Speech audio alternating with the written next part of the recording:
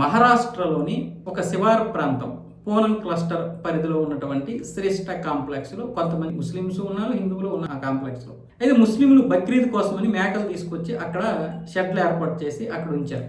పోనీ హిందువుల్ని కానీ పోనీ దానికి సంబంధించినటువంటి ఆ కమిటీ సభ్యులు కానీ ఎవరి యొక్క అనుమతి తీసుకోకుండా వచ్చేసి వాళ్ళు మేకలు కట్టేశారు. ఆ మేకలు ఏం చేస్తాయి, అవి మొత్తం యూరిన్ చేసేసి మొత్తం కంపు చేస్తాయి, పిండ్రికలు వేస్తాయి. దీన్ని హిందువులు ఖండించారు.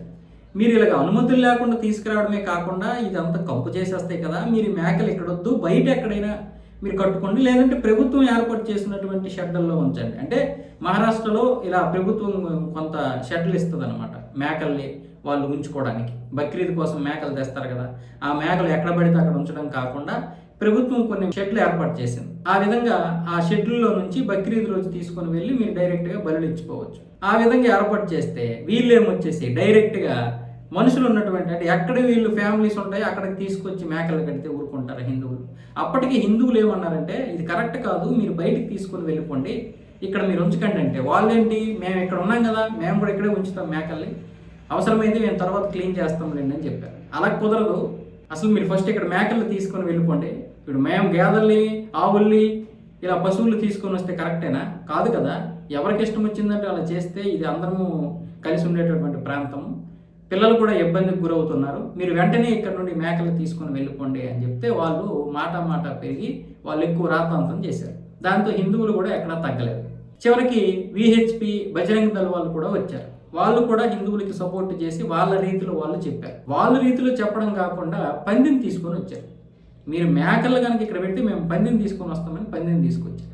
ఈ విషయం వెంటనే పోలీసులకు తెలిస్తే వాళ్ళు వెంటనే వచ్చి పరిస్థితి చేజారిపోతుందని ఆ పందిని అటు పంపించేశారు, మేకలను కూడా వేరే వైపు పంపించేశారు. మీరు ప్రభుత్వం ఏర్పాటు చేసినటువంటి షెల్టర్లో పెట్టుకోండి, లేదంటే మీ ప్రైవేట్గా ఎక్కడైనా పెట్టుకోండి, కానీ మీరు ఎక్కడికి ఎలా తెస్తారని చెప్పి వాళ్ళని కూడా చెలగొట్టారు. ఇటు హిందువులు కూడా కొంచెం శాంతింపజేశారు. మీరు చెప్పండి, తప్పెవరిది ఇక్కడ? ప్రభుత్వం ఉంది కాబట్టి ఇప్పుడు హిందువులు రెచ్చిపోతున్నారు అంటున్నారు. అసలు ఇన్ని రోజులు నోరు మూసుకొని ఉన్నాం మనం. అంటే ఇన్ని రోజులు కాంగ్రెస్ ఉంది కాబట్టి మీరు రెచ్చిపోతున్నారా? మీరు రెచ్చిపోయారా? మీరు ఇష్టం చేశారా?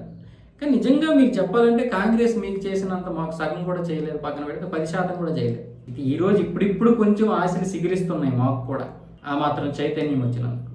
వీళ్ళే తీసుకొచ్చి మేకలు కట్టి రెచ్చగొట్టే విధంగా మాట్లాడి మళ్ళీ వచ్చేసి మా మీద దాడులు చేస్తున్నారు, వాళ్ళ ప్రభుత్వం ఉందని హిందువులు ఈ విధంగా ఉగ్రవాదులుగా మారిపోతున్నారని అక్కడ చాలామంది విమర్శిస్తున్నారు.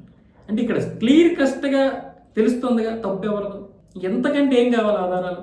ఎలా రెచ్చగొడుతున్నారో చూడండి, కావాలని రెచ్చగొడుతున్నారు ఇదంతా.